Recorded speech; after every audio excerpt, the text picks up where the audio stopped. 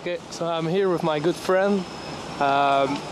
Just tell me like your testimony, like for the kids, or maybe like they like to make money quick with drugs and all that. Tell me your testimony. Oh, you mean hustling the game? Yeah.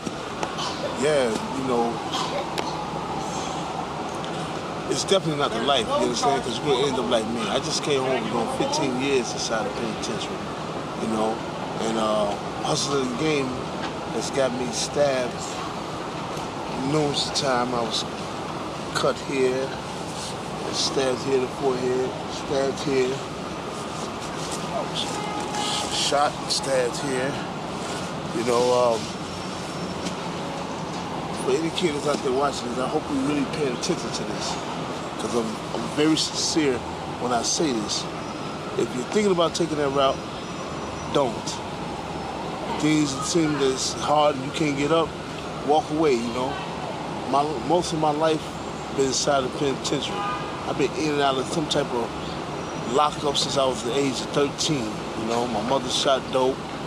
My pops was a hustler, you know. He, you know, God took him away from me, you know, he was killed, you know. My mom, she's still living by the grace of God, but we barely know each other because I basically grew up on my own. I've been robbing, stealing, selling drugs, and it cost me, as I said, 15 years of my life.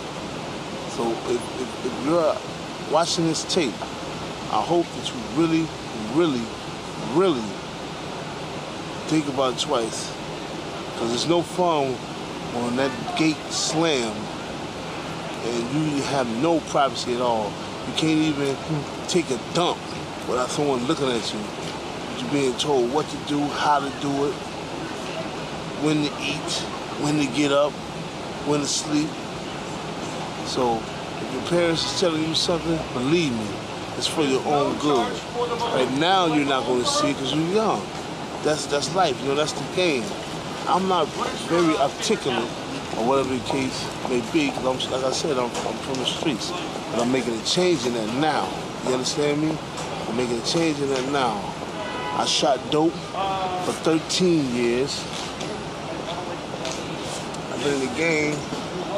I was a member of the Black Peace Stone since the age of 13.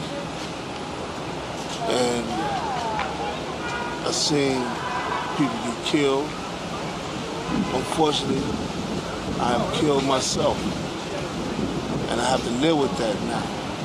At the time I was doing it, I was so heavily medicated on the drugs that I had time to reflect on my conscience. It didn't bother me.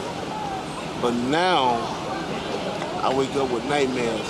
Right now, I'm currently living on the streets. I just came home. Everything you see I have on is what I own. My clothes were stolen from me 3 times. Because I couldn't afford the storage. And all I knew is what I knew, how to get money illegal. So it's harder for me now because I'm not doing anything illegal and I'm toughing it out. You know, I just got a job. I'm gonna be starting to working at Mitchell's and Data Movers Monday. And from there, I'm gonna start my life over. I'm gonna start a new life, a life that I never knew existed. I used to think that life was for the suckers. You know, if you would have told me just 5 years ago, yo, go out and get a job, I would have told you to go F yourself. I don't need no job when I'm making $500 or $600 a day, even more. Shooting 200 to 300 in my arm, smoking that damn crack. Smoking a lot of weed, and a lot of kids think weed is not a drug. Let me tell you something. It keeps you immobile. You're not fully aware of things in your surroundings. You think you are, but that's the weed making you think that. But you're not. You understand? You're not. You know how many times people had to repeat things over to me now? It bothers me sometimes. I have to have a person repeat things over me. And I know that all resulted in drugs because even though I've been in and out of prison and been in and out of jail, you know, jail and prison is 2 different things. Let me define this for a lot of you kids too. Jail is when you get locked down and they have you up front in the county or something, in the city, where you ain't got to worry about, you got to worry about your life, period, when you're up in a place like that. But it's not as rough when you're in jail because you're being processed. You know, you're fighting the trial or you're waiting to hear what's going to happen to you. You're in limbo. You understand? So you're sort of safe in a way. People still robbing you. You're still seeing people being extorted. You know, some even getting their manhood took. But once you get upstate and you get in them cells, you get in prison, and this guy next to you don't give a damn about you because he's doing 75 years of life. This guy is doing 25 years of life. This guy has natural life, killing his and chopping up his wife. You don't think these things, you know, when you get to see that, and reality sets in, that you got to stay around this every day.